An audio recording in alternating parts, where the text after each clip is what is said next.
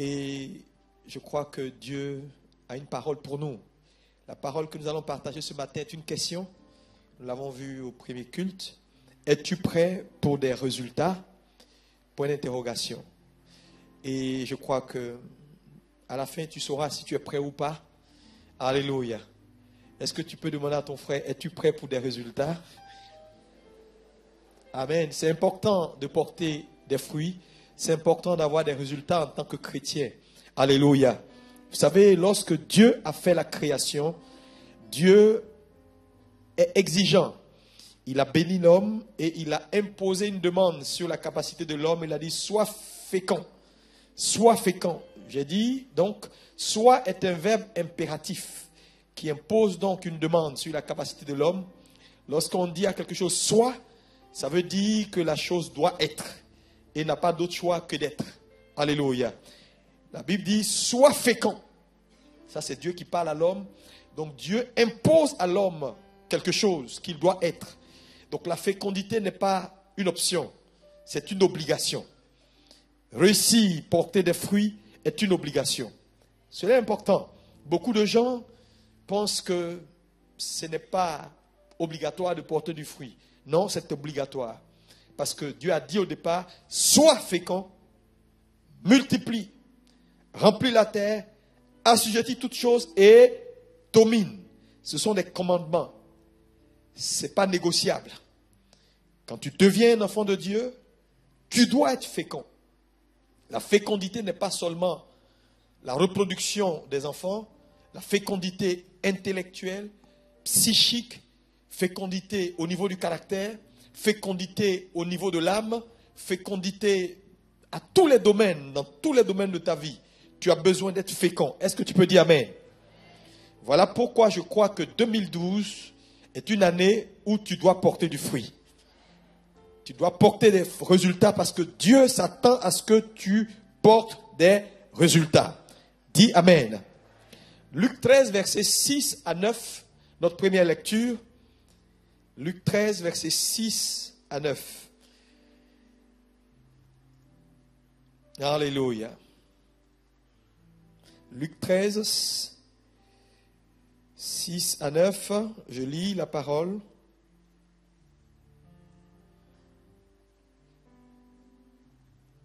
Il dit aussi cette parabole. Un homme avait un figuier planté dans sa vigne. Il vint pour y chercher du fruit et n'en trouva point. Alors il dit au vigneron, voilà 3 ans que je viens chercher du fruit à ce figuier et je n'en trouve point. Coupe-le. Pourquoi occupe-t-il la terre inutilement? Le vigneron lui répondit, Seigneur, laisse-le encore cette année. Je creuserai autour et j'y mettrai du fumier. Peut-être à l'avenir donnera-t-il du fruit. Sinon, tu le couperas.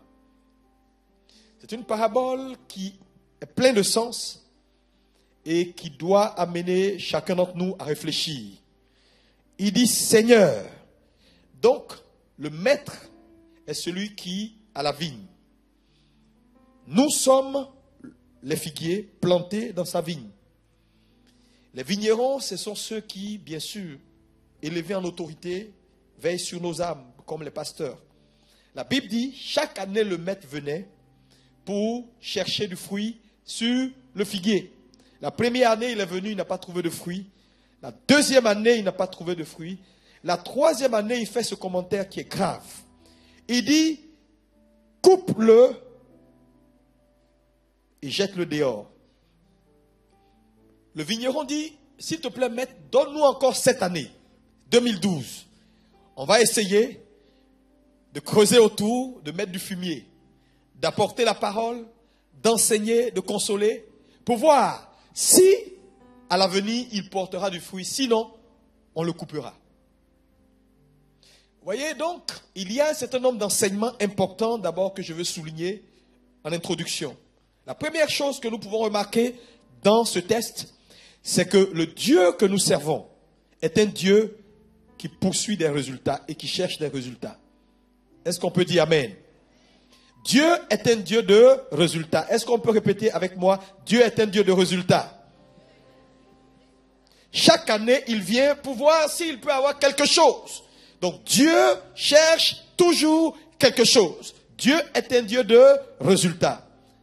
La deuxième remarque ici, c'est que nous voyons que le maître se plaint parce qu'il a fait un investissement et il n'y a rien en retour. Alléluia. Donc, la deuxième leçon que nous pouvons tirer, c'est que Dieu est un investisseur. Lorsqu'il investit dans la vie d'un homme, il attend un retour. Donc, en d'autres termes, c'est un homme d'affaires. Parce qu'un businessman, c'est quelqu'un qui fait des affaires en vue d'un bénéfice. On ne fait pas des affaires pour perdre. Vous êtes d'accord avec moi? Quand on dit ça, beaucoup de gens sont choqués. Il ne faut pas être choqué.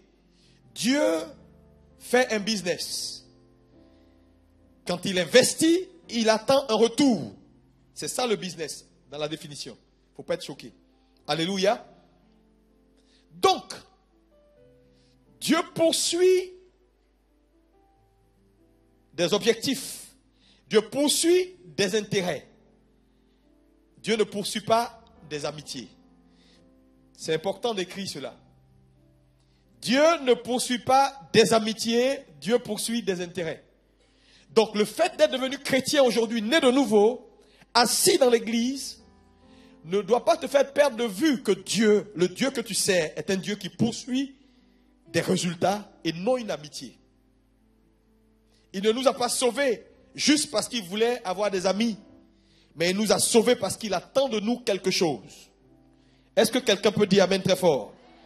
Voilà pourquoi, quand vous venez à l'église, produire des résultats, être fécond doit être un objectif pour vous.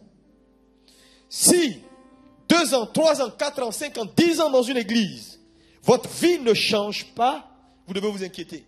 Parce que la productivité, la fécondité ici, n'est pas juste une affaire physique.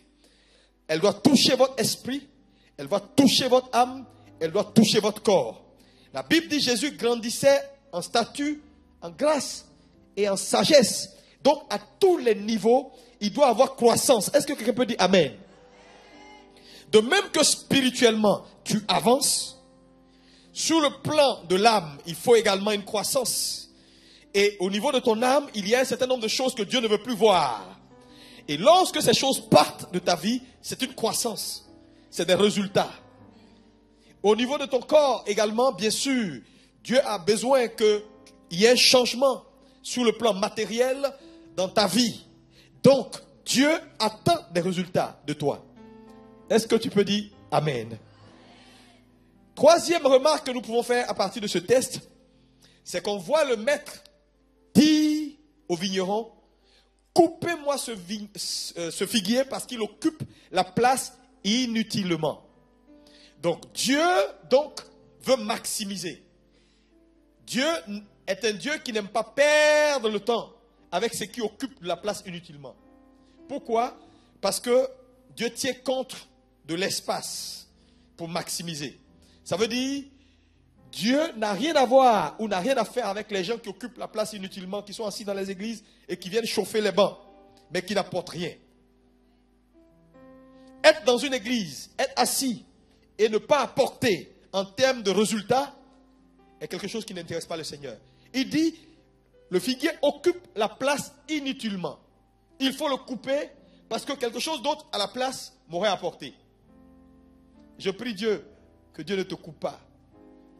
Voilà pourquoi tu dois porter du fruit. Dis ça à ton frère. Vous savez, les chrétiens aujourd'hui n'aiment pas la vérité. Alors que c'est des vérités qui sont incontournables. Il dit, coupez-moi ce figuier. Mais le vigneron a plaidé pour dire, encore une année, maître. Nous allons essayer de tout faire pour qu'il donne. Et si à l'avenir, il n'y a pas de résultat, on peut le couper. Je suis venu encore ce matin, juste pour apporter ma petite pierre, pour creuser autour, mettre un peu de fumier, espérant que les mois à venir, ça va donner. Et je prie que ça donne au nom de Jésus. Alléluia. Est-ce qu'on peut acclamer le Seigneur? Alléluia. Nous avons une deuxième lecture que nous allons faire dans Marc 4 à partir du verset 3.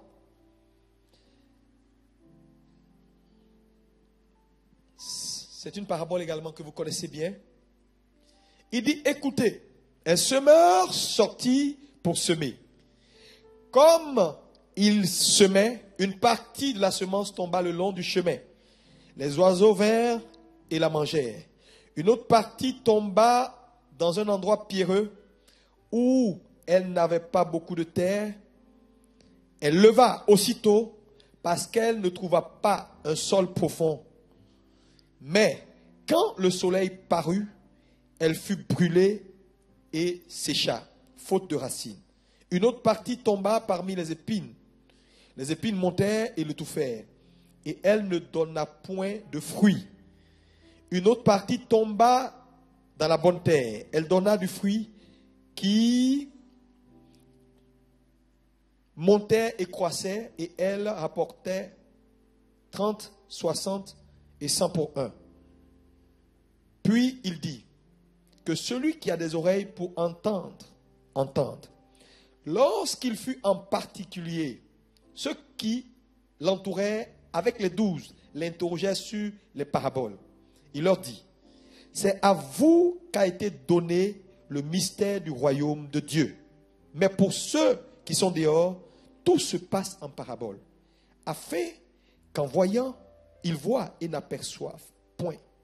Et qu'en entendant, ils entendent et ne comprennent point, de peur qu'ils ne se convertissent et que leurs péchés ne leur soient pardonnés. Il y a quelque chose de bizarre ici. Il dit, nous allons parler en parabole pour ne pas que les gens comprennent et se convertissent. Mais il est venu pourquoi? Pour que les gens se convertissent. Mais c'est une façon de dire, même le salut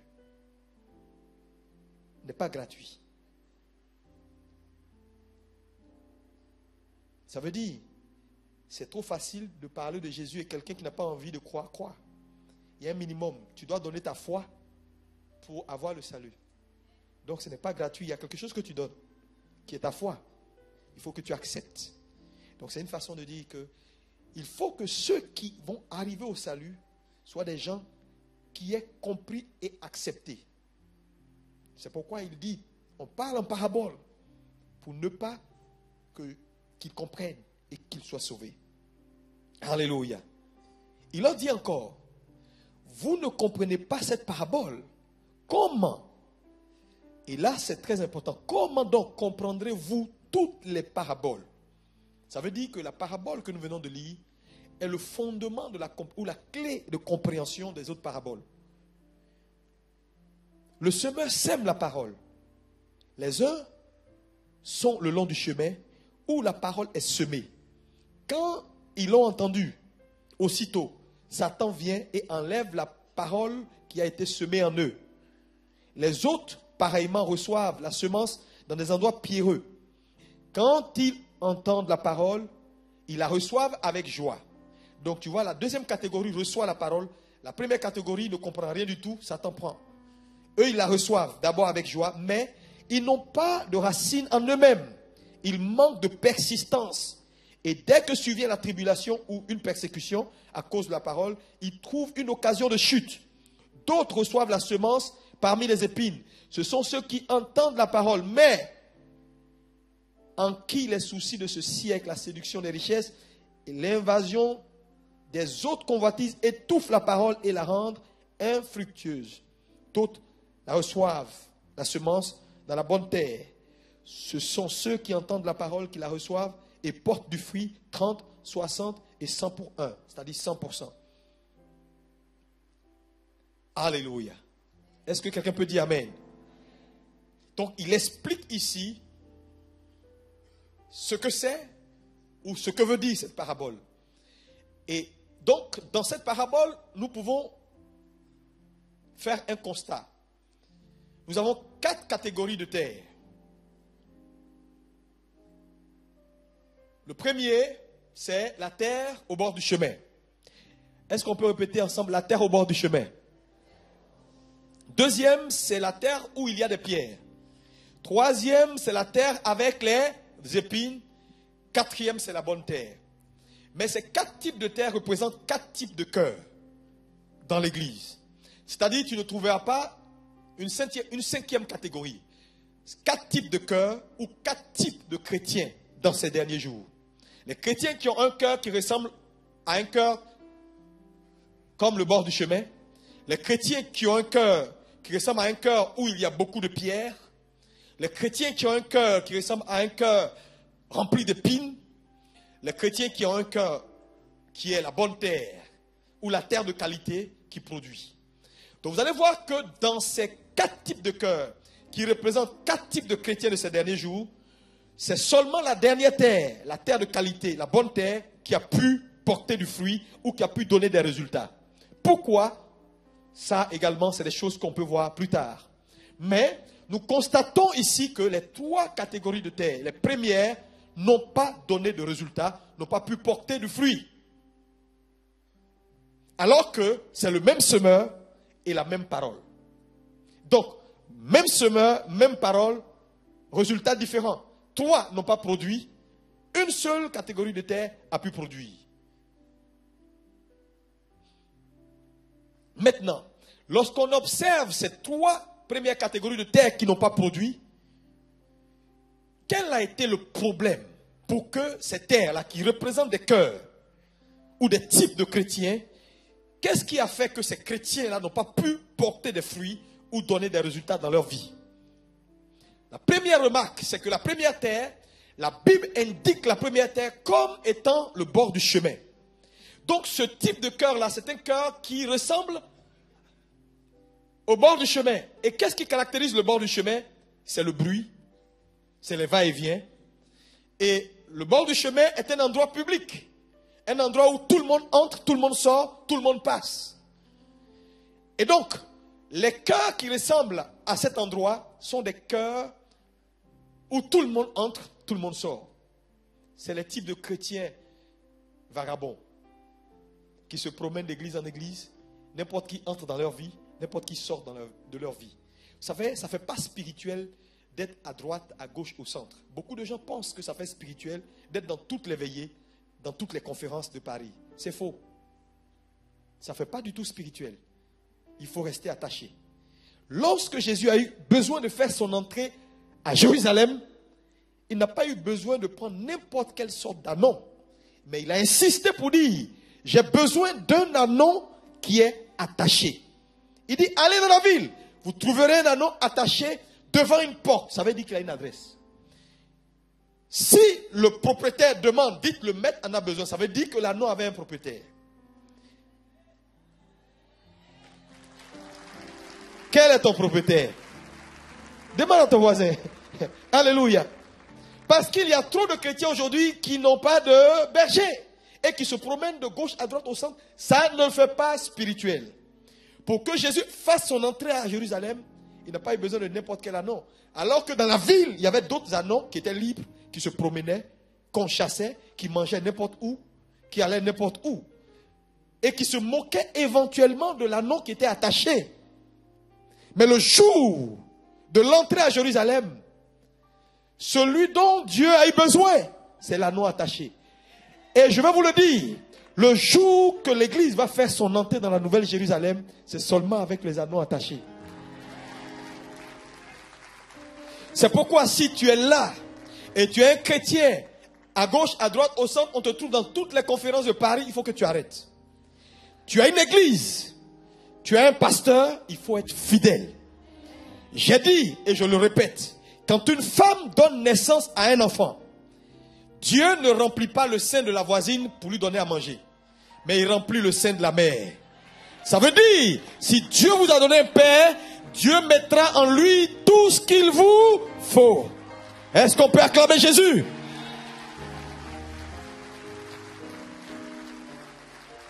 Alléluia. C'est très important. Alléluia. Gloire à Dieu.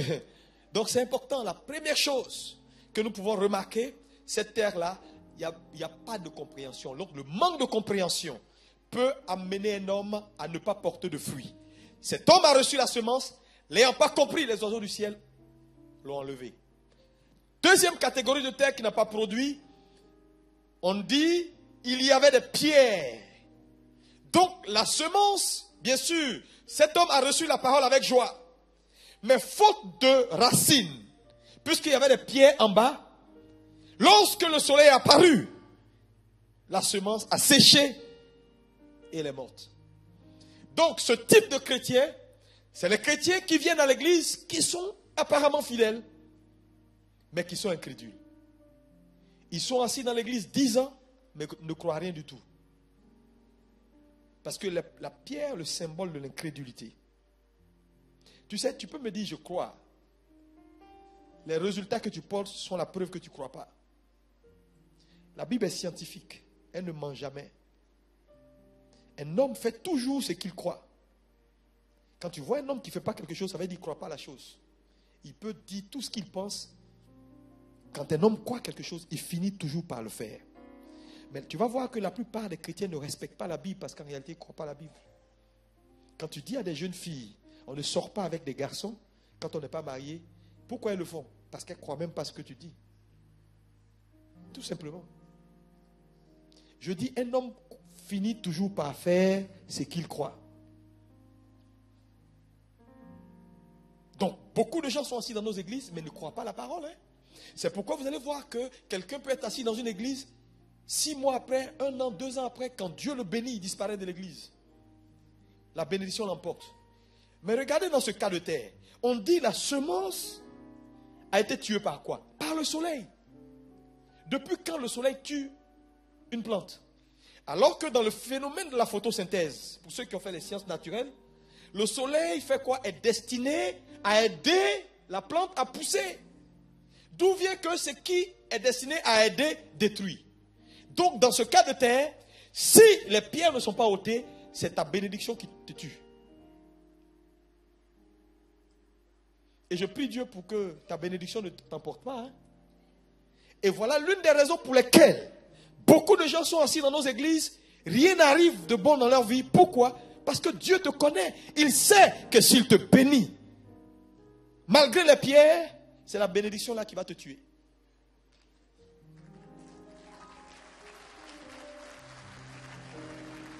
Donc, le Seigneur attend. Le contrat que tu cherches, ça ne vient pas. Les millions que tu cherches, ça ne vient pas. Mais en fait, Dieu veut te sauvegarder. Il veut te protéger. Tu dis, Seigneur, je veux des millions. Je veux faire. Dieu dit, oui, j'ai compris. Mais si je te donne, tu vas disparaître. Tu vas disparaître. Dieu te connaît. Il sait que s'il te bénit, tu vas disparaître. Ta foi ne sera plus la foi. Tu vas commencer à raisonner. Parce que maintenant, ça va. Tu prends des avions matin, midi, soir. Tu seras dans des hôtels. Frère, si tu n'as pas de racines, l'argent est dangereux. L'argent parle. Vous savez que l'argent fait des suggestions? Ah, le jour où tu as l'argent, tu vas entendre beaucoup de voix. Beaucoup de voix. Oh, qu'est-ce que tu fais? Tu dors? Va me dépenser. Va me dépenser. C'est samedi aujourd'hui. Tu fais quoi coucher? Tu es une belle femme, tu es un beau garçon. L'argent parle. Frère, si Dieu ne te donne pas d'avoir de la profondeur, si Dieu n'enlève pas les pierres, c'est la bénédiction qui t'emporte. Et beaucoup de gens sont partis, ont quitté l'église, sont devenus des inconvertis parce que Dieu les a bénis. Mais comme Dieu veut te protéger, voilà pourquoi depuis, tes affaires, ça ne passe pas. Enlève les pierres, ça va venir. Alléluia. Enlève juste les pierres, ça va venir. Non, écoutez-moi bien. Est-ce que vous pensez que Dieu ne bénit pas par hasard? Mais je vous assure, regardez même une église comme ICC. Dieu ne peut pas donner une telle église à n'importe quel pasteur. Frère, il y a des pasteurs, ils entrent ici. Ils te voient comme Coca-Cola avec cuisse de poulet. En une semaine, ils veulent tout bouffer. Mais tu sais, si tu n'as pas... C'est terrible. Tu sais, non, je vous assure, pour porter un tel poids, il faut avoir été préparé par Dieu. Sinon, même les offrandes d'un dimanche vont te rendre fou.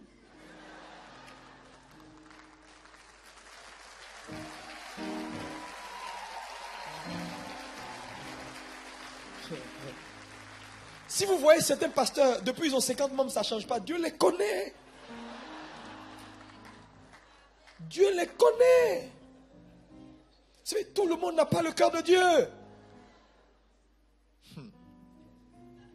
Quand tu vois un homme qui porte, mais regardez un homme comme Bill Gates, qui porte autant de richesses et qui est aussi simple. Si Bill Gates vient ici avec 3, 4, 5 personnes, tu peux ne pas le reconnaître. C'est ce que Dieu veut. Sinon, frère, le gars, son pantalon va arriver ici. Il va mettre une chaussure qui touche le bout de son nez. Et il sort le costume et dit, c'est moi. Frère, il faut que Dieu te délivre. Alléluia. Donc vous savez, j'ai compris une chose dans ma vie. Tant qu'un homme n'est pas riche, on ne peut pas savoir s'il est humble. Non. L'argent, ça sort. Ça va amplifier ce que tu es. Ça va amplifier ce que tu es. Donc l'argent est pauvre, tu verras qu'il est orgueilleux.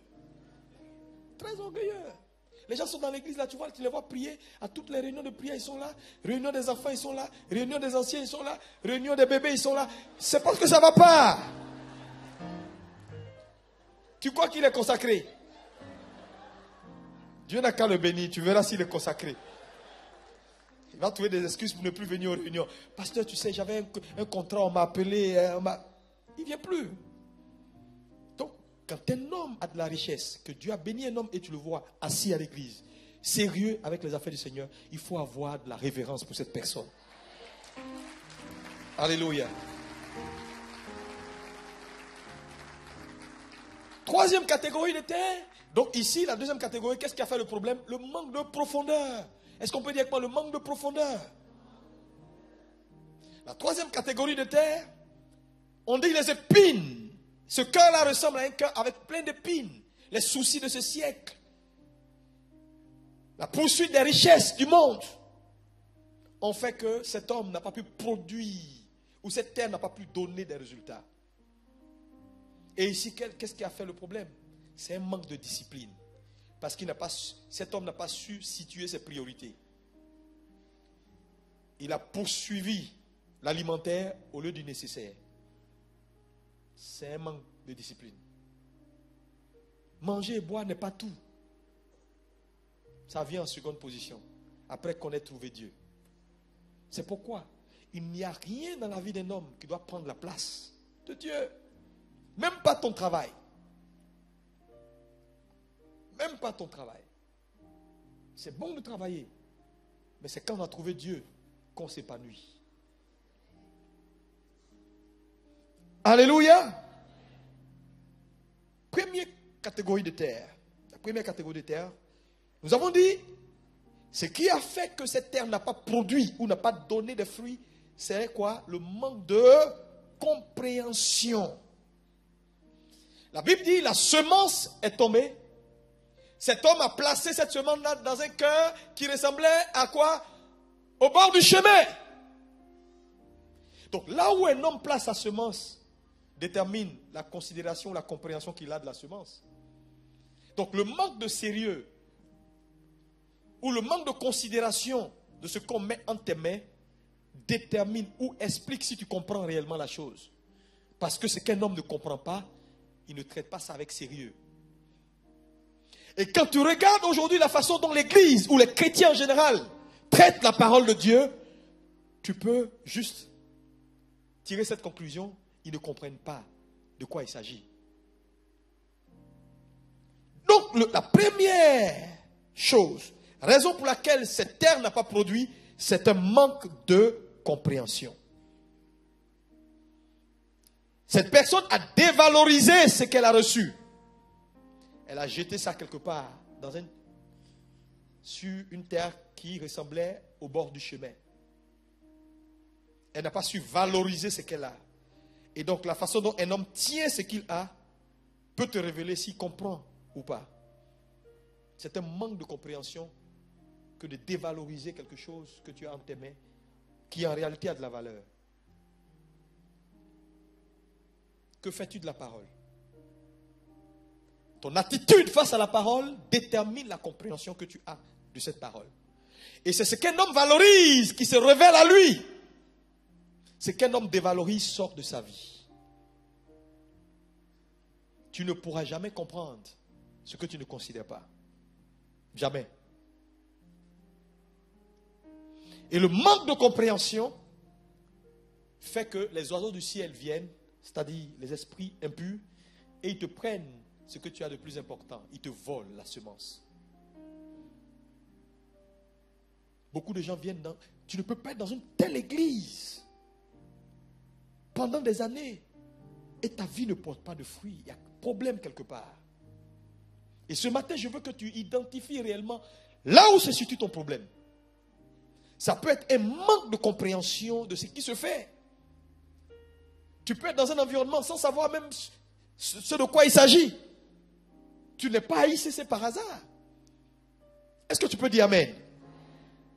La parole qui vient à toi est la vie pour ceux qui le trouvent et la santé pour tout leur corps.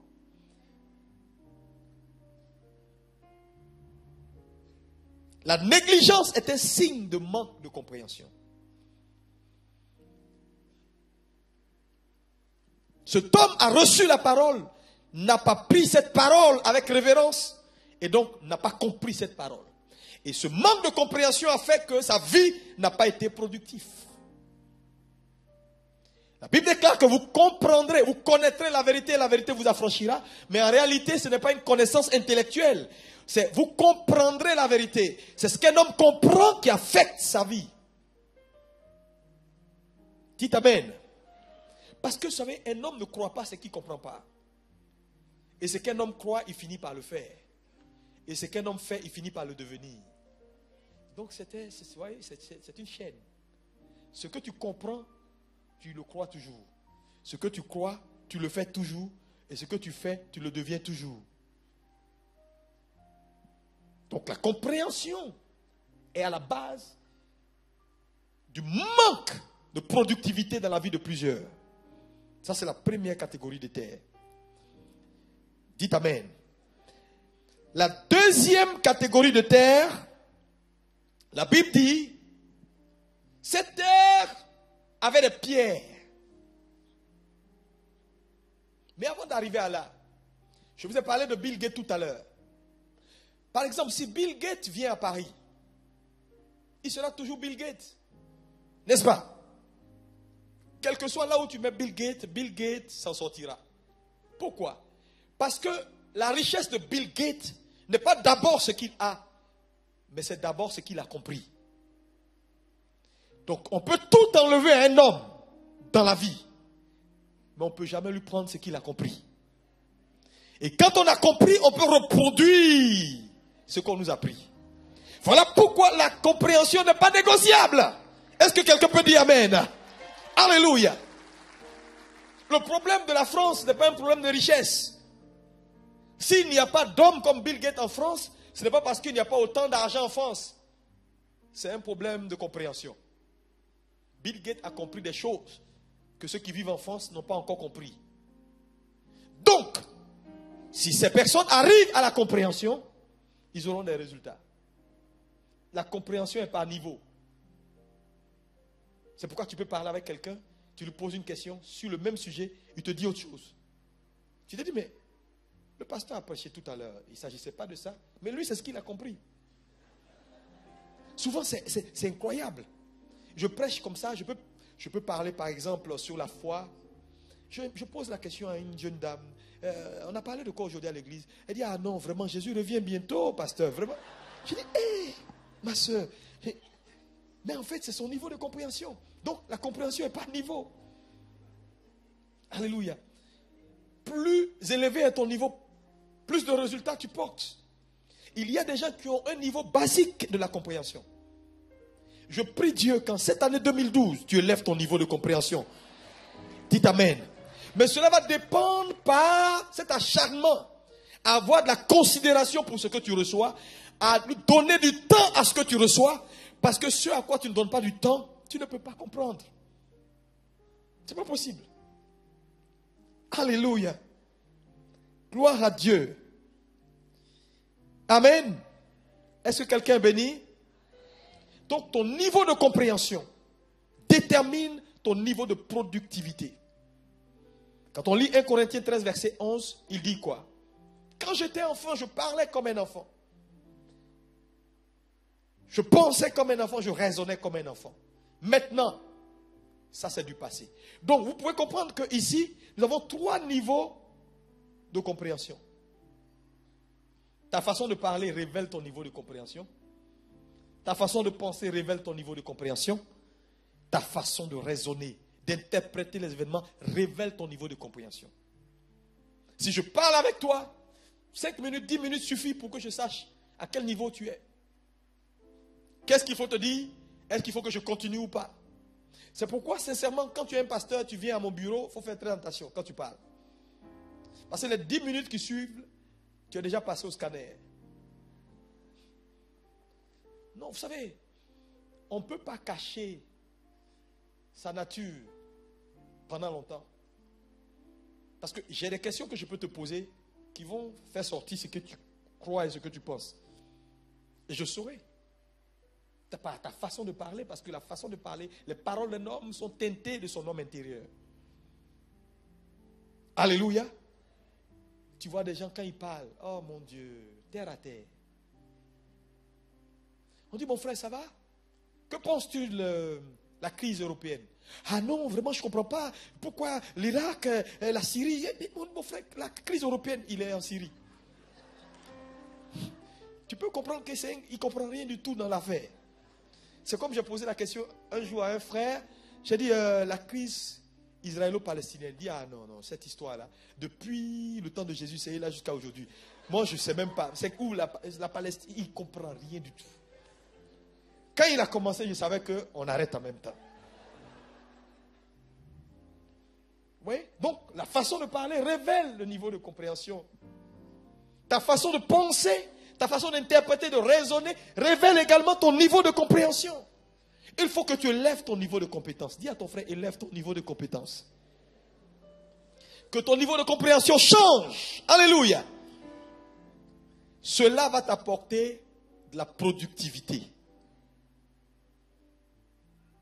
Gloire à Dieu. Deuxième catégorie de terre, les pierres. Le sol avec beaucoup de pierres. Et nous avons dit, le problème ici, c'était quoi? Le manque de profondeur qui a empêché cette terre à produire, à être productif. Il y avait des pierres. Et là où il y a des pierres, il ne peut pas avoir de profondeur.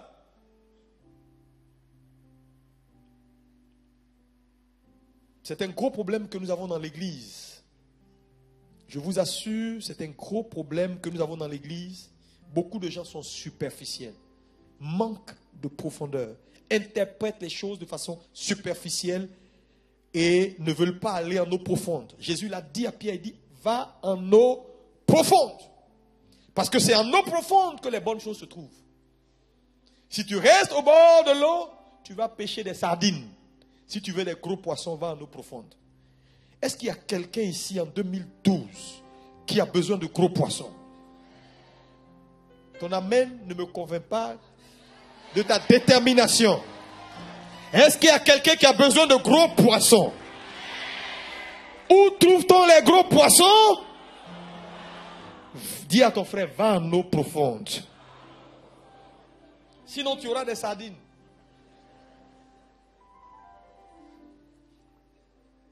Jésus dit, Pierre, avance. Avance en eau profonde.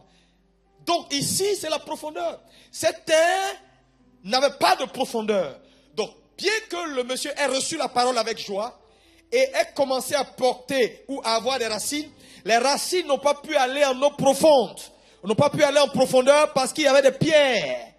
Et donc, lorsque le soleil est apparu, la semence est morte. Je prie Dieu que tout ce qui est pierre dans ta vie soit ôté ce matin. Pour que lorsque la bénédiction vienne, qu'elle ne t'emporte pas, mais qu'elle t'enrichisse au nom de Jésus. Alléluia. Donc le manque de profondeur ici est caractérisé par 4 choses que je vais te dire. C'est-à-dire la profondeur d'un homme est caractérisée par 4 choses que je vais te donner maintenant. Comment peut-on savoir qu'un homme est profond? Première chose. Par le caractère d'un homme, ou le caractère d'un homme détermine également sa profondeur. Le caractère. Tout le monde dit le caractère. Par le caractère d'un homme, on peut savoir si c'est un homme qui est profond ou superficiel. Quand tu vois un homme belliqueux, il n'est pas profond. Aucun homme belliqueux n'est profond. Aucun homme qui est bavard dans tous les sens n'est profond. Un vrai homme qui a de la profondeur ne parle pas beaucoup. Quand tu vois quelqu'un qui parle beaucoup et puis dit non, on m'a éduqué comme ça, en fait il est superficiel. Pourquoi il parle beaucoup? Parce que, vous voyez, quelqu'un de superficiel, tout est à la surface. Donc même quand tu lui parles, ça est là. C'est très facile de balancer ça. Vous voyez, il parle, il se comporte n'importe comment. C'est quelqu'un qui n'a pas de profondeur. Donc un homme qui n'a pas de caractère est un homme superficiel. Voilà pourquoi le caractère est une priorité. Lorsqu'on vous demande d'avoir un caractère chrétien, ce n'est pas juste parce qu'on veut vous emmerder. Mais cela est lié également à votre productivité. Je vous assure. Est-ce que vous savez que certaines personnes ont été éliminées dans des entretiens d'embauche? Ils sont venus à l'église pour dire, pasteur, vraiment les sorciers de mon village me fatiguent. Alors que le problème, ce n'était pas un sorcier du village. Il est venu s'asseoir devant l'inspecteur. Il a commencé à raconter sa vie. Alors que pour le poste, on a besoin de quelqu'un qui ne parle pas beaucoup. C'est un poste de comptable.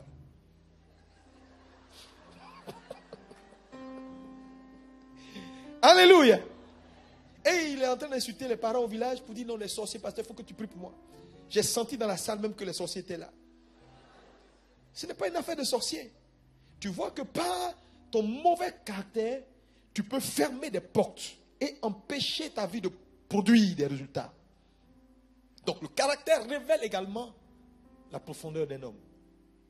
Voilà pourquoi Dieu a mis en priorité dans la vie de l'homme le caractère.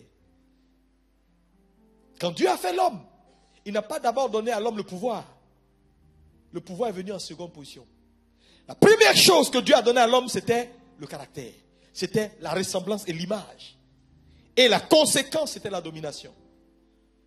Et Dieu dit, faisons l'homme à notre image et à notre ressemblance, afin qu'il domine.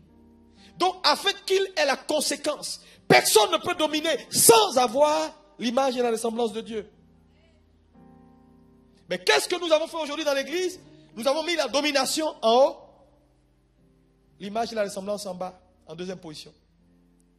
On dit aux gens, il faut prospérer, il faut avancer, c'est qui est la vérité. Mais ce n'est pas la priorité d'abord. La priorité établit des lois. Quand Dieu établit une priorité, il dit image et ressemblance d'abord, domination ensuite, ça devient une loi. Si tu mets domination avant image et ressemblance, tu violes la loi.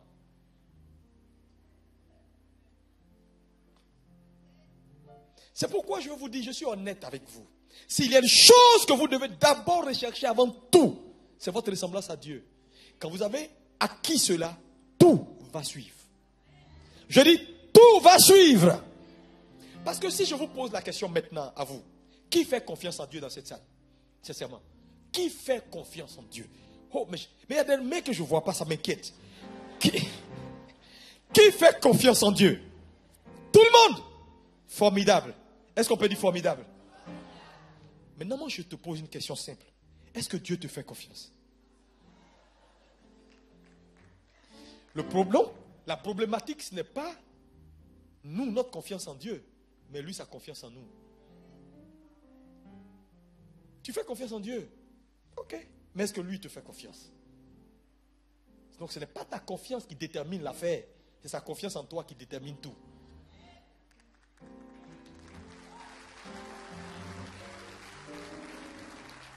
Est-ce que Dieu peut te faire confiance pour te donner 10 euros pour garder?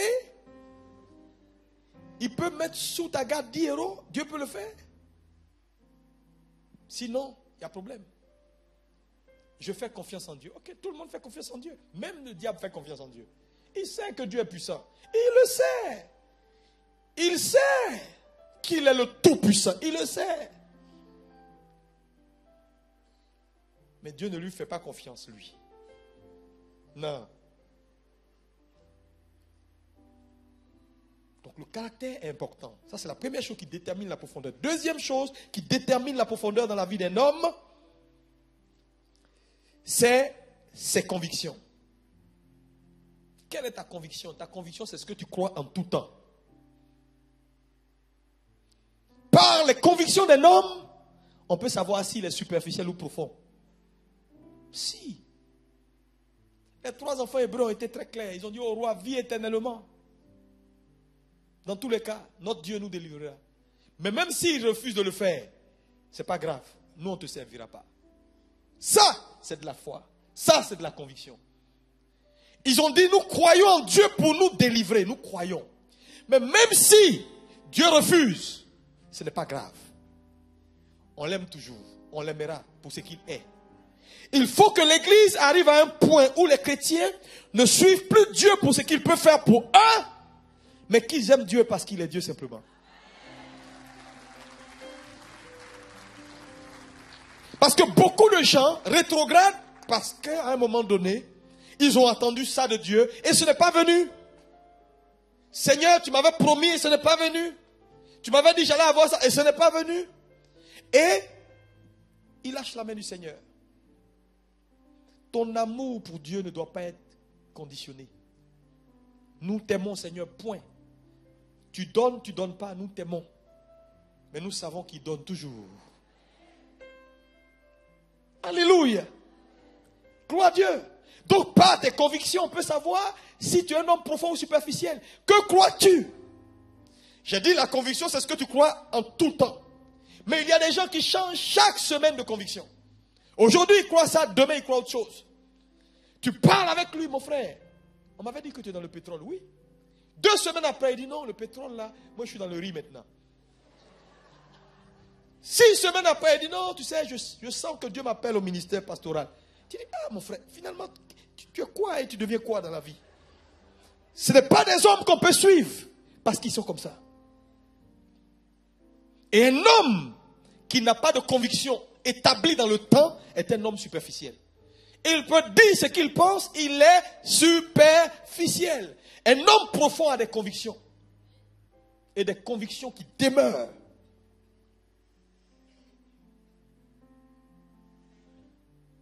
David a dit au roi Saül, j'irai me battre contre ce géant. On dit, mon petit, tu es trop enfant. Lui, il est soldat depuis son jeune âge. Il dit, mon ami, tu ne me connais pas. J'ai peut-être 17 ans, mais je viens de loin. Le roi regarde le petit là. Il dit, mais le petit là, qu'est-ce qui a fait que le roi l'a laissé aller? C'est la force de ses convictions. On dit, bon, on va te donner des armures, une calache. Il dit, non. Tu ne me connais pas. Tu veux mon CV? Numéro 1. J'étais dans la brousse là-bas. J'avais au moins 10 brebis. Quand le lion vient. Mais je me suis posé la question, qu'est-ce qui peut pousser David à risquer autant sa vie? Parce qu'une brebis, c'est quoi? Si un ours a pris une brebis, on laisse tomber. Il y a des frères ici, ils vont venir dire, pasteur Castanou, j'ai témoignage, dimanche matin. On dit, quel est le témoignage? Frère, bénissez Dieu pour moi. Jésus sauve. Quand je vous dis Jésus sauve, il sauve. On dit, mon frère, il t'a sauvé comment? J'étais derrière les brebis de mon père. Le lion a sauté. J'ai commencé à chanter toute ma vie. Et tout à coup, je me suis retrouvé quelque part. Le lion a pris la brebis. Oh frère, Dieu a substitué. Sinon, je ne serais pas ici avec vous ce matin.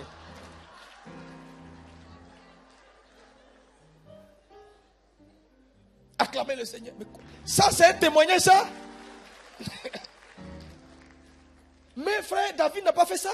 David a poursuivi l'ours, le lion, pour réclamer ce qu'il avait entre sa bouche. Je veux la brebis. Mais qu'est-ce qui peut pousser autant un homme à aller derrière et un jeune homme d'à peine 17 ans à poursuivre un lion pour récupérer de sa gueule. Il avait un défi à relever. Tu sais quel était le défi? Est-ce que vous savez ce que c'était le défi? De te dire le défi? David avait un défi. N'oubliez pas que lorsqu'on l'a oint roi, son papa a dit, toi roi, tu es né numéro 1 d'une mère qui n'est pas légitime. 2, tu as à peine 17 ans. Tous tes frères sont dans l'armée, c'est des généraux. Toi roi, retourne au champ là-bas. Dès que Samuel, il a été oint, le papa a regardé. Dès que le prophète a fermé la porte, il dit, ramasse tes affaires, donne-moi l'huile. Et envoyez de l'eau, on va laver sa tête. L'huile qu'ils ont mis dessus. Ils ont essuyé l'huile, on dit, va au jardin. Toi roi, toi. Donc David avait un problème de preuve. Toute sa vie, il devait prouver à son père que ce n'est pas les autres, c'est lui qui est le plus fort. David avait une conviction. Il devait prouver à son père que tu doutes de moi, papa, mais un jour tu sauras que ce n'est pas eux, c'est moi on a choisi. Voilà pourquoi il a autant risqué sa vie. Pour montrer à son père que tu m'as donné 10, je te ramène les 10. Il n'est pas question qu'un seul se perde. Parce que imaginez-vous, si un seul s'était perdu, son père a dit, voilà, je vous ai dit que le gars là n'est pas roi. 10 brebis, il revient avec 8. Voilà. Donc David devait prouver, il avait une conviction forte. Imagine-toi toute ta vie, tu tentes de prouver à quelqu'un que c'est toi. Ce n'est pas évident. Voilà pourquoi David, lorsqu'il est arrivé sur le champ de bataille, frère, et qu'il a entendu qu'il y avait quelque chose qui se passait, il a saisi l'opportunité pour dire, oh Dieu, je te connais. Voilà une opportunité de me révéler et de révéler que ce n'est pas eux que tu as choisi, c'est moi. Quelle est ta conviction? Que crois-tu? C'est ce qui va être déterminant pour le futur. Il ne faut pas changer aujourd'hui, tu changes demain, tu changes aujourd'hui, tu changes demain. Crois la parole. Quelle que soit l'adversité, crois la parole. Quelles que soient les montagnes, crois la parole. Alléluia. Alléluia. La Bible dit au commencement était la parole était avec Dieu et la parole était Dieu. Tout a été fait par la parole. Il n'y a rien qui a été fait qui n'a pas été fait sans la parole. Frère, quelle que soit la situation, la parole a tout fait et elle peut tout défaire. Est-ce que tu peux acclamer Jésus? Ne change pas tes convictions parce qu'il y a des obstacles. Ne change pas d'identité parce qu'il y a des problèmes. Garde ta foi en Dieu, même si ça dure. La parole est au commencement et elle sera à la fin. Un homme de conviction est un homme de profondeur. Tous les grands hommes qu'on cite aujourd'hui, qui ne sont même pas chrétiens comme les Mandela et tout ça, on les cite à cause de quoi? C'est des hommes qui ont eu de la conviction. À toute épreuve et dans le temps. Mandela, les gens l'ont payé en prison pour lui dire, Mandela, on te donne tout, on te nomme ministre, tout ce que tu veux. Abandonne la lutte et viens être ministre dans le gouvernement des Blancs. Il dit, regardez-moi, j'ai une conviction, je reste jusqu'au bout. Il est resté 27 ans en prison à cause de sa conviction. Mais il a fini par triompher. Est-ce qu'on peut acclamer le Seigneur?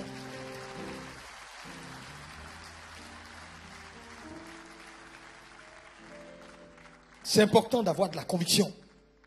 Troisième chose qui détermine si tu es superficiel ou profond, c'est ta capacité.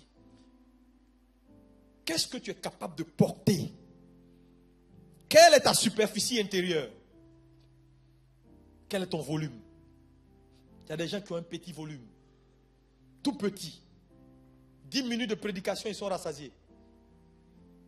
Il dit, le pasteur dure trop, il dure, il reste à monter. Oh, pasteur, tu dures trop, la parole ne rentre plus. Mon frère, je ne sais pas si ton volume est petit. Cherche à agrandir le volume. Tu dois pouvoir être assis pendant 10 heures, 20 heures à écouter la parole et tu n'es pas rassasié. C'est ça! C'est une question de volume. Quel est ton volume? Et les hommes qui ont un petit volume sont des hommes superficiels. Quand tu vois quelqu'un qui parle trop, c'est parce qu'il a un petit volume. Si on lui a dit 3 choses, il n'y a plus de place pour mettre. Donc il faut qu'il donne aussi aux autres. La coupe est pleine, donc il ne peut pas garder. Il va garder où? Il cherche quelqu'un. Mon frère, tu as appris? Tu as appris? Quoi? Non, tu n'as pas appris. La sœur. En fait, il n'y a plus de place, il faut qu'il donne, quoi. Mais un homme profond, tu peux lui parler, ça ne sort pas, c'est trop... Il met ça très, très bas. C'est pourquoi en tant qu'homme de Dieu, il faut être très profond. Parce que le nombre de gens qu'on reçoit par jour, les secrets que les gens nous confient, c'est trop. Souvent, il y a des choses, même j'épargne ma femme. Parce qu'il y a des choses, quelqu'un peut te dire, tu t'assois 2 fois, tu fais comme ça. Oui, continue. Frère, les gens ont fait des choses dans la vie. Un pasteur m'a raconté cette histoire à Lomé. Il dit, quelqu'un est venu comme ça, il était dans son bureau, frappé à la porte pour dire, est-ce qu'il y a un pasteur que je peux voir? Et puis il était là ce jour-là. Il dit, ok, vous voulez voir qui? Le pasteur? Il dit, c'est moi, venez. Le monsieur est venu s'asseoir. Il dit, pasteur, je peux te parler? Le pasteur dit, ok. Il dit, pasteur, là où je suis, j'ai un pistolet là, un pistolet à droite. Le pasteur dit, il s'est bien assis d'abord. Il regardait s'il n'y a pas un frère dans les environs, parce que là, il est face à sa destinée. Frère. Et le monsieur a commencé à lui parler. Ce qu'il a fait. Comment il est allé en Inde. Il dit, tu vois l'église tant qu'elle est là, tu vois la stèle qui est là, j'ai 10 personnes enterrées en bas.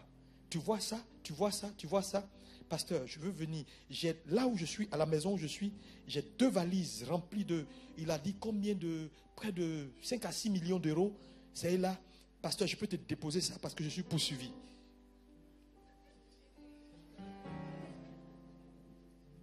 Il dit, je veux sortir de l'organisation où on veut me tuer.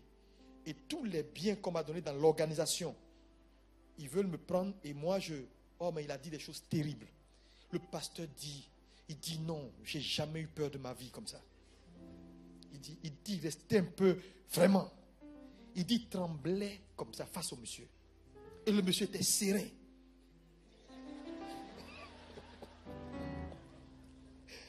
Il dit, Seigneur, qu'est-ce que tu me fais là? Frère, quelle est ta profondeur? Quelqu'un va te dire quelque chose qu'il a fait dans sa vie.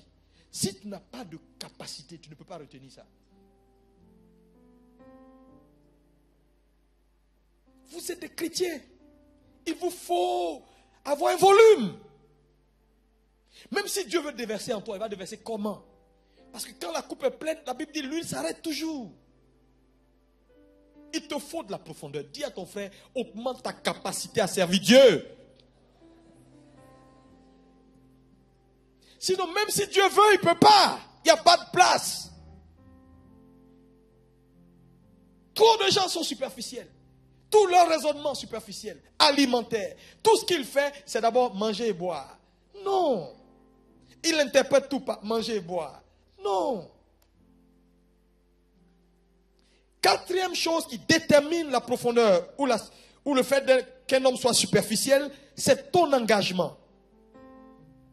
Ton engagement, combien de temps tu donnes à ce que tu fais? C'est très important pour déterminer si tu es profond ou superficiel. Quand tu vois un homme qui n'a pas d'engagement, même dans ses amitiés sont saisonniers. Il ne peut pas faire une amitié de 2 ans. Il ne peut pas, ça dit faire quelque chose et rester dessus pendant des heures. Dès qu'il commence, il ne dure pas à être emmerdé par la chose. C'est un homme superficiel. Tu lui donnes un travail à faire, dès qu'il commence un peu, il dit, oh, ça ne me plaît plus, pasteur, je vais changer, je vais passer à autre chose. Tu lui donnes un département, il a été à la tête du département 1 an, 2 ans, il dit, oh, pasteur, je n'ai plus de défis, je veux quitter, je veux chercher autre chose. Pourquoi? Parce que tout ce qui est nouveau vient avec enthousiasme et joie. Et très souvent, les hommes aiment ce qui est nouveau parce qu'il y a la joie qui vient avec. On est content de démarrer une affaire, on est content de faire quelque chose, mais avec le temps, l'enthousiasme passe et on entre dans la routine. Et c'est là où les hommes n'aiment pas. Mais je veux te dire une chose, si tu ne te bâtis pas un caractère à l'épreuve de la routine, tu ne pourras jamais porter une vision jusqu'à son terme. Parce que dans le processus des résultats, dans le processus de la bénédiction, il y a l'étape de l'euphorie qui est au commencement, mais il y a l'étape de la routine où Dieu teste ton caractère. Si tu n'es pas un homme endurant, tu vas avorter la vision avant le terme. C'est pourquoi, frères et sœurs, Il y a des moments dans la vie, tu as l'impression que tout le monde dort. Même Jésus dans ta barque dort. En fait, c'est cette étape-là où les choses semblent se répéter. Tu as l'impression que c'est les mêmes choses, que tu n'as plus de défis. C'est toujours les mêmes cultes, c'est toujours les mêmes chansons. Et je vais et quand tu vois quelqu'un qui se plaint pour dire, oh, c'est toujours les mêmes choses, aujourd'hui, j'ai pas envie. En fait, ce n'est pas l'église qui a changé, c'est lui qui a changé. Frère, c'est sérieux. Et tu vas voir de telles personnes, ils ne font jamais une affaire longtemps. Il démarre une affaire, 6 mois après, il fait une autre affaire, après, il fait une autre affaire, après, il fait une autre affaire, parce qu'il ne peut pas tenir un engagement pendant longtemps. Dès que la chose est sur le point de donner du fruit, il abandonne, il s'en va faire autre chose. Donc, c'est de l'éternel recommencement dans sa vie. Je connais un cadre comme ça de banque. Il change de banque chaque 6 mois. Oui, il est dans une société, il est là, il travaille, il a des diplômes, il est très fort, donc il s'en fout. Il travaille un moment, il dit, oh, je me lasse de cette société, puis il postule ailleurs, puis il quitte, il s'en va. Après, il change, C'est-à-dire, il n'aime pas cette période d'endurance, de routine. Il n'aime pas ça. Mais un homme qui ne bâtit pas un caractère à l'épreuve de la routine est un homme qui ne veut pas arriver à la fin. Il va avorter toujours. Je vous ai donné l'exemple d'une femme qui accouche, qui tombe enceinte. Quand elle tombe enceinte, au début, il y a de la joie. Tout le monde est content. Oh, elle est enfin enceinte. Le monsieur est content. On annonce la nouvelle. Ça, c'est la première semaine. Un mois après, il y a encore un peu de joie. On commence à faire les courses du bébé. Mais quand on arrive au 4e mois, il y a quoi dans la douche? Je vomis. Et puis je me sens mal. L'enthousiasme est passé. 4, 5, 6. Maintenant, on commence à demander, mais ils sont quand? Ils sont quand? Ils ne sont pas maintenant. C'est 9 mois. Ils ne sont pas maintenant. Maintenant, si tu es trop pressé, tu l'avortes. Mais si tu l'avortes, il n'aura pas de résultat. Donc, il y a cette période où la femme est obligée d'être endurante. Il y a des épreuves. C'est dur. Ce n'est pas facile. Mais elle tient bon. Pourquoi? Au bout, il y a des résultats. Alléluia! C'est important, frères et sœurs, d'avoir un caractère à l'épreuve de la routine. Parce que dans le processus du miracle, il y a cette étape de routine, cette étape d'endurance que Dieu met toujours pour t'observer. Toujours. Je ne sais pas quelle situation tu vis maintenant, mais je suis venu t'annoncer ce matin que c'est encore possible. Et que quelle que soit la dureté de la situation, garde espoir en Dieu. Si tu es dans le droit chemin, continue de persévérer. Tu n'es pas loin. Tu n'es pas loin de ton miracle. Je dis, tu n'es pas loin de ton miracle. Parce que si tu abandonnes, tu vas aller recommencer à zéro et le cycle recommence. Alors que là, tu étais tout proche. Tout près du but. Tout près du but. Alléluia. Tu es allé trop loin avec Dieu pour retourner. Dis ça à ton frère. Tu es allé trop loin avec le Seigneur pour retourner. Quand tu regardes derrière, le chemin est trop long. Ce qui reste n'est pas long. Alléluia. Alléluia. Ton engagement est très important. Engagement vis-à-vis de l'église. Engagement vis-à-vis du travail que tu as fait. Il te faut un caractère à l'épreuve du temps. Vous savez, le travail que nous faisons en tant que pasteur, ce n'est pas toujours facile. Il y a des moments où tu arrives, tu n'as rien à dire. Mais il faut venir, il faut parler. Il faut être là avec le peuple. Il faut les encourager. Il faut être là. Tu as envie de faire autre chose, mais tu dois être là. Il faut te bâtir un caractère. Sinon, on laisse tomber le micro. Et puis, on va faire autre chose. Mais on ne peut pas le faire. C'est le travail que Dieu nous a assigné. Tu chantes, chante. Tu loues, loue. Tu fais le service d'ordre, continue. Il va arriver des moments où tu as l'impression que, bon, est-ce que je suis en train encore de servir Dieu? Ça ressemble à de la routine, à quelque chose de maintenant ordinaire. Non. C'est une étape. Demeure fidèle. Fais la chose et fais bien. Continue. Puise la force à l'intérieur de toi-même. Ne baisse pas les bras. Alléluia. Alléluia. Cette étape est très importante. Avoir de la profondeur.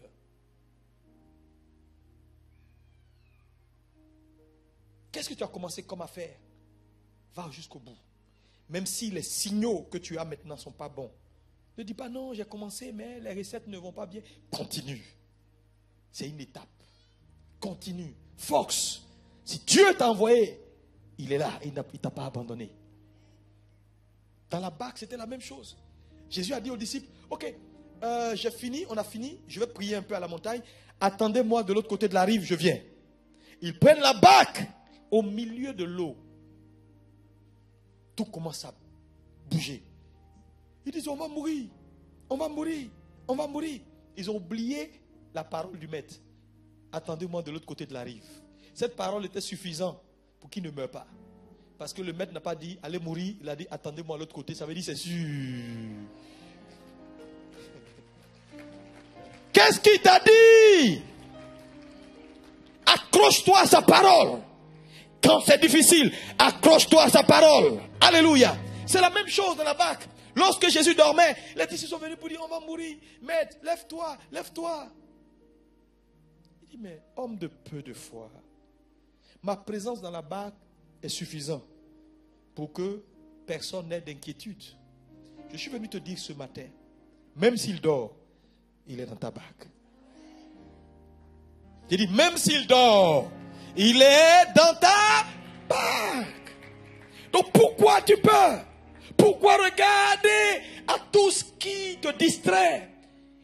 Enlève les yeux sur les obstacles et fixe-les sur le maître. Tu t'en sortiras. Je dis, tu t'en sortiras. Alléluia. Je dis souvent à mon église, je dis souvent aux gens, et surtout aux sœurs, qui sont très impatientes. Je veux me marier, je vieillis. Pasteur, le temps passe. Pasteur, comment on fait? Pasteur, je dis, écoute, vis ta vie. Épanouis-toi. Parce que Dieu t'a créé un être entier. Entier. C'est-à-dire, avec homme ou pas, tu peux être heureuse, tu peux vivre bien. Tu n'as pas besoin de moitié pour t'épanouir. Tu peux t'épanouir parce qu'un homme ne peut donner que ce qu'il a. Si tu n'es pas heureuse seule, ce n'est pas le mariage qui te rendra heureuse. Jamais. Il faut d'abord trouver la joie avant d'entrer. C'est tout. Vis ta vie jusqu'à ce que Dieu fasse. Mais ne sois pas stressé et perdre le temps, ne pas vivre ta vie et attendre que quelqu'un descende du ciel pour venir te rendre heureuse. Frère, ce que tu n'as pas maintenant, tu n'auras pas. Le mariage ne donne pas la joie, elle amplifie les défauts.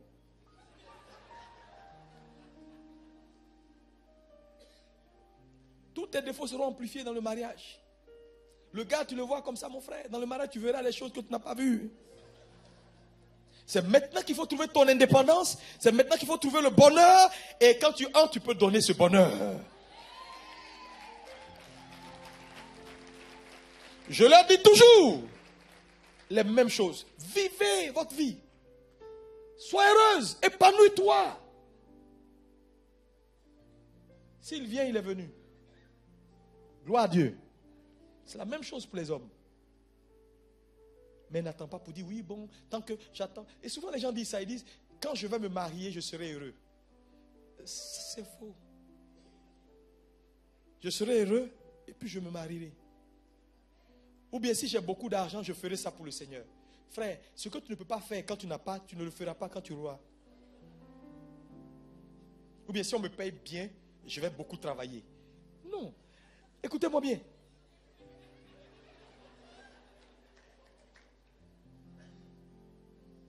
L'argent suit l'effort et non le contraire. On travaille bien et puis on est bien payé. Mais on n'est pas bien payé et puis on travaille bien. C'est faux. Si quelqu'un te dit ça, il faut lui dire, mon frère, tu es un menteur. Fais attention. Ah non, si Dieu me bénit, je vais beaucoup donner à l'église. Je vais même payer ça pour l'église, payer ça pour l'église. Frère, le peu que tu as, fais-le maintenant. Si tu ne le fais pas maintenant, tu ne le feras pas même quand tu auras beaucoup. Épanouissez-vous. Dites Amen. Est-ce que tu peux prendre les mains de quelqu'un qui est content ce matin? Alléluia. Vis ta vie. Glorifie le Seigneur. Si quelqu'un vient dans ta vie, il va bénéficier de la grâce qui est là. Tu es un être entier. Dieu t'a fait, Dieu t'a béni. Ne perds pas le temps à pleurer sur ton matelas toutes les nuits jusqu'à mouiller le matelas. Oh, Dieu d'Abraham, d'Isaac et de Jacob. Oh. Le mariage est comme une petite maison avec une seule fenêtre, pas de porte, rien du tout. Ceux qui sont dedans veulent sortir par la fenêtre. Ceux qui sont par la fenêtre veulent entrer. Ceux qui sont dehors veulent entrer par la fenêtre. Donc il y a embouteillage à la fenêtre. Ceux qui sont dehors veulent entrer. Ceux qui sont dedans veulent sortir. Non, le mariage est une bonne chose. Mais j'ai compris que ce n'est pas tout. Dieu est tout. Dieu est tout. Est-ce qu'on peut acclamer Jésus?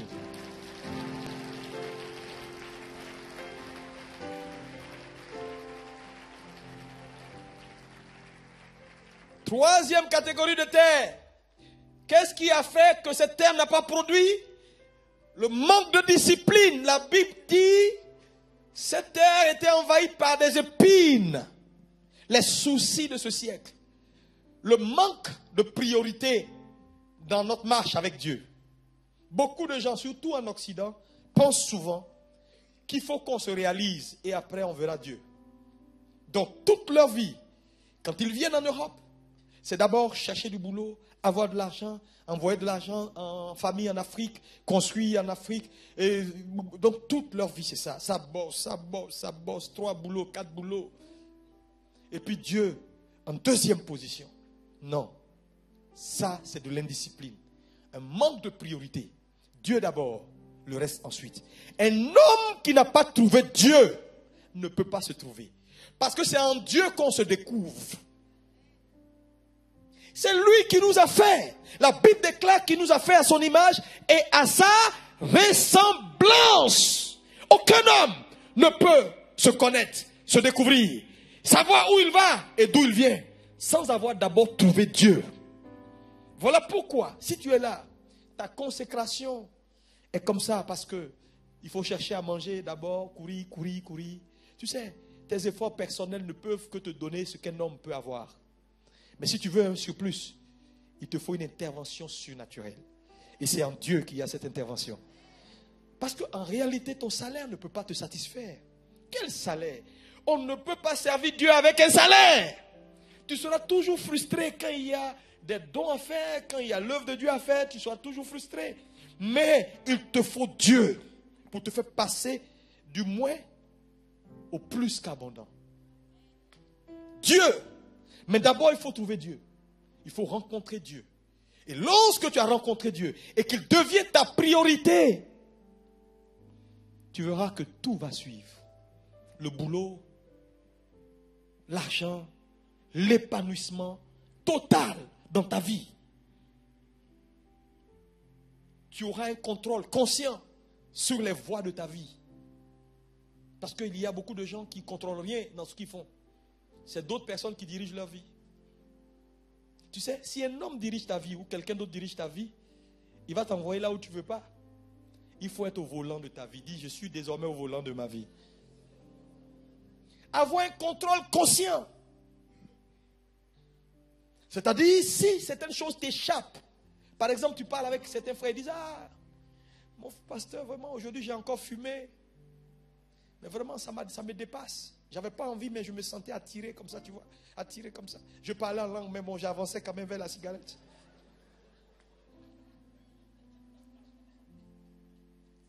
C'est comme un pasteur m'a raconté une histoire un jour. Une histoire authentique. Il dit, pasteur, je suis allé chez une sœur. Et puis bon, je crois, on a discuté. Après, elle a dit qu'elle a mal à la tête. Elle allait se coucher. Je suis allé. Bon, vraiment, j'ai parlé en langue pour ne pas être tenté, mais plus je parlais, c'est plus j'avançais. Plus je parlais, plus j'avançais. J'ai dit, mais pourquoi tu as fait ça? Il dit, ah, pasteur, vraiment, je ne sais pas qu'est-ce qui m'est arrivé. Tu vois? Vous comprenez? Ça, c'est grave. L'indiscipline. Si tu n'arrives pas à contrôler les actes que tu poses, ça veut dire qu'il y a des forces extérieures qui te poussent à les faire. Fais-toi délivrer. Parce qu'un homme libre, c'est un homme qui a un contrôle conscient sur ce qu'il pense, ce qu'il fait. Quand il ne peut plus contrôler ses actes, ça veut dire qu'il y a des forces extérieures qui le poussent à le faire. Tu as besoin que Dieu t'aide. Tu ne peux pas rester sous couvert de forces étrangères. Non. Parce que dans tous les cas, tu seras jugé sur les choix que tu fais, sur ce que tu décides. Dieu dit, je mets devant toi la vie et la mort, la bénédiction et la malédiction. Je te propose. Il ne fait même pas le choix à la place de l'homme. Il dit, je te propose de choisir quoi? La vie. Dieu est incapable de faire le choix pour l'homme. Pourquoi? Parce qu'il sait que dans ce qu'il a donné à l'homme, son image et sa ressemblance, se trouve quelque chose de très dangereux, le libre arbitre. Et tout être humain, à la ressemblance de Dieu, a cette capacité de faire un choix, et un choix libre. Voilà pourquoi tous les hommes seront jugés. Parce qu'on ne peut pas juger quelqu'un qui n'est pas responsable de ses actes. Ou bien c'est possible? Non. Fais le bon choix. Décide d'être discipliné. Décide de revoir tes priorités. Afin que ta vie porte du fruit. Revois tes priorités. Revois tes priorités. Qu'est-ce qui est important pour toi? On dit on a un programme à l'église. Oh, j'ai ça à faire, j'ai ça à faire, j'ai ça à faire. Il y a des gens qui ont toujours des choses à faire. Ils sont occupés par 1000 choses. Vous savez, la multitude d'occupations n'est pas forcément l'efficacité. On peut être occupé par 1000 choses et en termes de résultats comme ça. Travail d'éléphant, salaire de fourmi. Je préfère travail de fourmi, salaire d'éléphant. Que Dieu fasse qu'en cette année 2012, tu fasses le travail d'une fourmi, ça dit peu, et que tu gagnes beaucoup. Parce qu'avec Dieu, c'est la majorité. Mets Dieu en priorité. Mets la construction de ton caractère en priorité. Pour qu'il y ait de la discipline dans ta vie, afin que les choses de ce monde, la séduction des richesses, il parle de séduction des richesses. Vous savez, la séduction, c'est quoi? Le mot séduction veut dire prendre ce qui est faux pour vrai. Mais en réalité, un homme séduit est un homme qui est sincèrement dans l'erreur. Il est dans l'erreur, mais de façon sincère. Vous comprenez? Quelqu'un qui est dans l'erreur, mais de façon sincère. Il croit ferme qu'il est dans la vérité alors qu'il est dans l'erreur. C'est ça la séduction. Et donc la Bible nous dit les séductions de ce monde. Donc la Bible appelle les richesses de ce monde la séduction.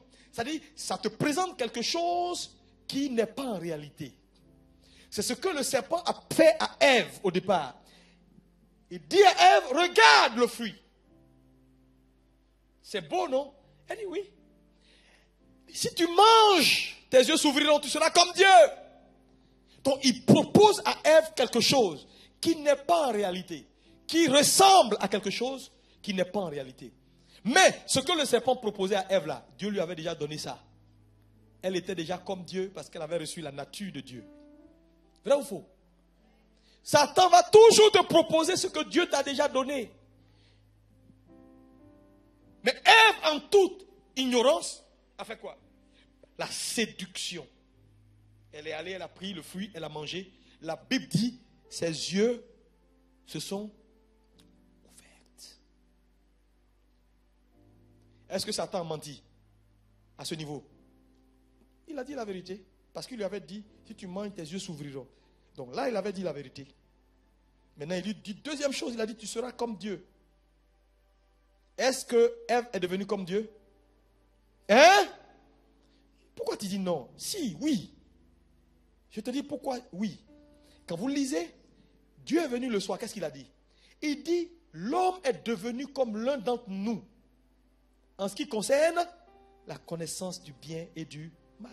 Donc il n'a pas menti aussi. Mais seulement il a dit une partie de la vérité. Parce que Dieu dit, l'homme est devenu comme nous dans la connaissance du bien et du mal.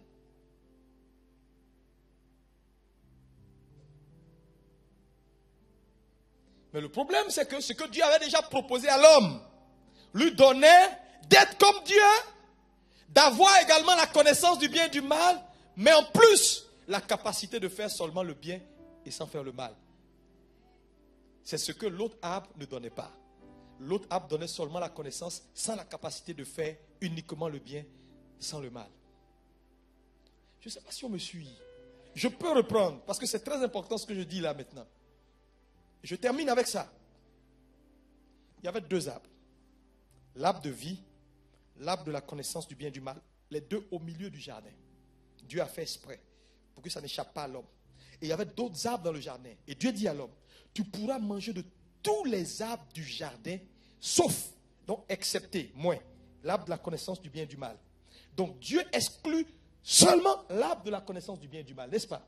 Maintenant, quel était le but que Dieu voulait que l'homme atteigne? C'était l'arbre de vie. Mais Dieu ne lui dit pas, mange l'arbre de vie. Dieu ne lui dit pas ça. Est-ce qu'il lui a dit ça? Non. Il dit, mange de tout, sauf l'arbre de la connaissance du bien et du mal. Ça veut dire inclut l'arbre de vie. Donc, il lui dit de manger l'arbre de vie de façon implicite, pas de façon explicite.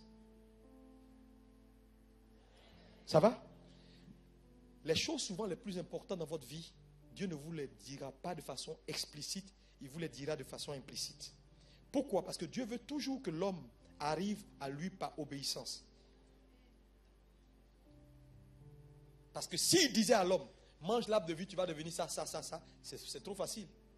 L'homme aurait mangé. Mais Dieu ne veut pas que l'homme devienne comme lui, juste par intérêt.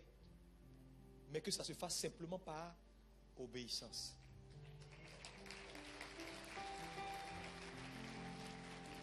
Maintenant, dans l'arbre de vie, il devenait comme Dieu. Il gagnait l'immortalité, la nature de Dieu. Et Dieu a en lui la connaissance du bien et du mal. Mais c'est juste une connaissance qu'il a sans la capacité de faire le mal.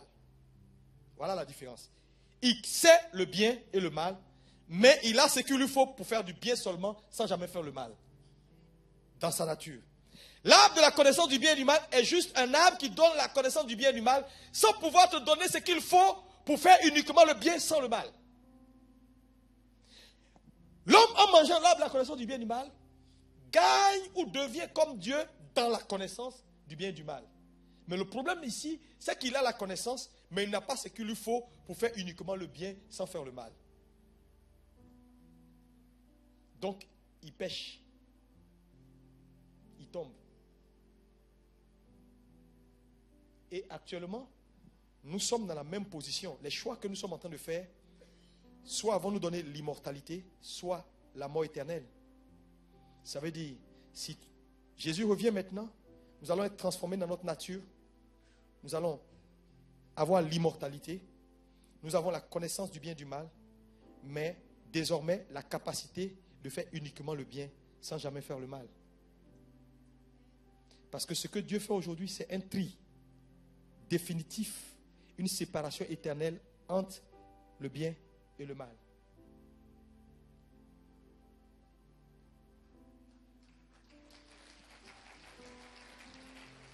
Alléluia. Est-ce que tu es béni ce matin? Est-ce que tu peux acclamer le Seigneur ce matin? Je vois des champions dans cette salle qui sont sur le point de faire des exploits dans cette année 2012. Est-ce que tu es là ce matin? Je déclare sur ta vie que 2012 sera différent. Je dis 2012 sera différent. Cette année te favorise. Cette année t'ouvre ses portes. Dis Amen. Ce que tu n'as pas eu en 2011, que 2012 te l'accorde au nom de Jésus-Christ de Nazareth. Que la faveur de l'Éternel soit sur toi. Que les portes fermées s'ouvrent. Que la grâce de Dieu te soit multipliée dans tout ce que tu entreprends. Et que partout où tu passes, que l'atmosphère te soit favorable. Quand on dit que l'atmosphère te soit favorable, dis Amen très fort. C'est quand l'atmosphère est favorable à un homme, tout lui réussit.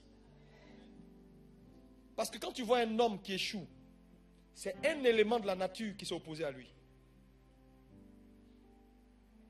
Mais quand l'atmosphère est favorable à toi, ça veut dire que tous les événements de la nature se mettent à son service et te favorisent. Dites Amen, dites Amen, dites Amen, dites Amen. Si quelqu'un même devait te faire du mal, si quelqu'un devait même te faire du mal, tu sais que le riz qu'il va manger le soir peut lui donner diarrhée à cause de toi. pour qu'il n'aille pas le matin pour te faire le mal. Mais vous n'avez pas vu ça dans la Bible? J'ai dit, quand l'environnement, l'atmosphère te favorise, tout va bien. La création de Dieu, c'est son armée. Et cette création travaille pour lui. Quand le voleur sur la croix n'a pas reconnu Jésus, a commencé à dire, mais ce type-là, on ne sait pas. Et l'autre a dit, non, le gars-là, il ne ressemble pas à un voleur. Vraiment, son visage est un peu bizarre. L'autre dit, oh, qui là-bas? On est tous des voleurs. Ici, là, en Jérusalem, quand on crucifie quelqu'un, c'est que c'est un voleur. Il dit, hé, tu parles trop. À un moment donné, il y a un corbeau qui a quitté de nulle part.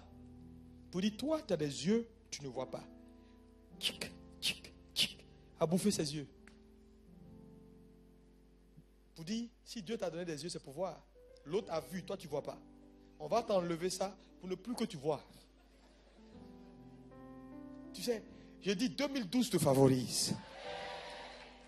De maintenant jusqu'en décembre 2012, que partout où tes pieds fouleront, que la faveur et la grâce de Dieu disposent tout en ta faveur au nom de Jésus. Lève ton main, prier le Seigneur. Lève les mains, tu parles à Jésus. Bénis le Seigneur ce matin. Dis, Seigneur, cette année est mon année de résultats. Je porte du fruit dans tout ce que j'entreprends au nom de Jésus. Vas-y, élève la main, parle à Jésus. Éternel, nous te bénissons pour ta grâce. Merci pour ton église. Merci Seigneur parce que cette année est une année de résultats. Merci d'avoir parlé à nos cœurs. Je déclare maintenant sur la vie de ton église, oui Seigneur, la productivité, la fécondité à tous égards au nom de Jésus. Merci Seigneur pour ta grâce et pour ta fidélité qui n'a jamais cessé d'être manifestée à ton peuple. Merci Seigneur pour les vies qui sont réconfortées. Merci Seigneur.